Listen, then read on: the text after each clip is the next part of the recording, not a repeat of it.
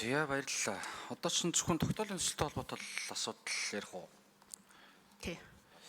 Яг нь ер нь бол нэг ингмээр л байгаа. Би одоо бас өнгөрсөн намрын чуулган дээр хэлж исэн.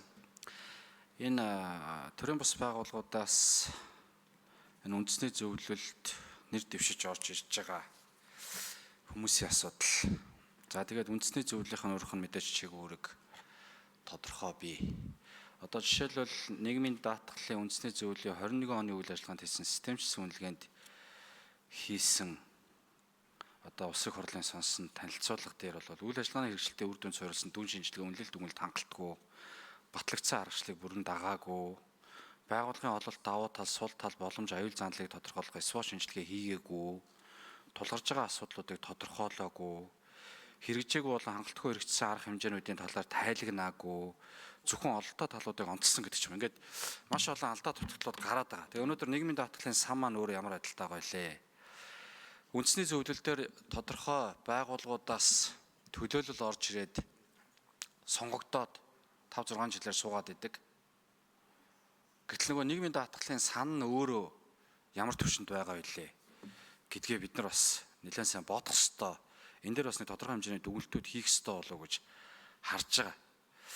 Нийгмийн даатгалын үндэсний зөвлөлийн эрх үүрэг дотор ч гэсэн одоо тодорхой хэмжээнд эрх үүргүүдийн заагаад өгчихсөн байдаг. За ялангуяа одоо жишээлбэл энэ SWOT шинжилгээтэй холбоотой асуудал дээр ер нь нийгмийн даатгал энэ байгууллагын үйл ажиллагаа ямар хүндрэл бэрхшээл тулгамдсан асуудлуудыг тодорхойлж яваагүйгээс улбаатай асуудлууд үүсэж байгаа гэж харж байгаа.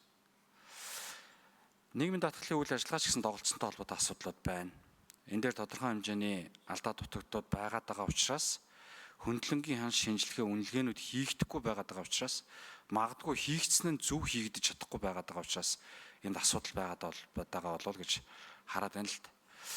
Тэг ингээд нэг нэр дэвшигчийг тодорхойлох, нэр дэвшигчийн сонсголтын товыг тогтоох асуудлууд орж ирээд л байна. Бид нар энэ яг нийгмийн даатгалын үндэсний зөвлөлттэй холбоотой асуудлуудаа ерөн зүгээр энэ боломж байвал нэг удаа яг тоочны бүр цаг гаргаж байгаа сонсоод яриад тухайн холбогдох асуудлуудыг гаргаж ирээд яагаад өнгөрсөн хугацаанд алдаа дутагдал гарсан бол тэрийг өнөөдөр хүртэл шийдвэрлэхгүй байгаа.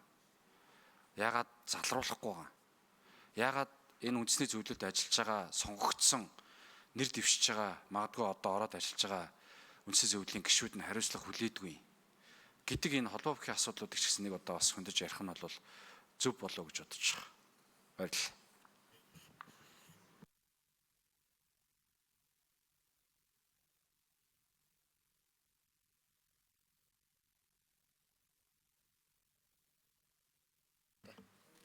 Энэ нөгөө тусдаа хамгийн эхлээд эрүүл мэндийн даатгал байх штэ. Тий, тусдаа явж байгаа нийгмийн даатгалын дараа нь.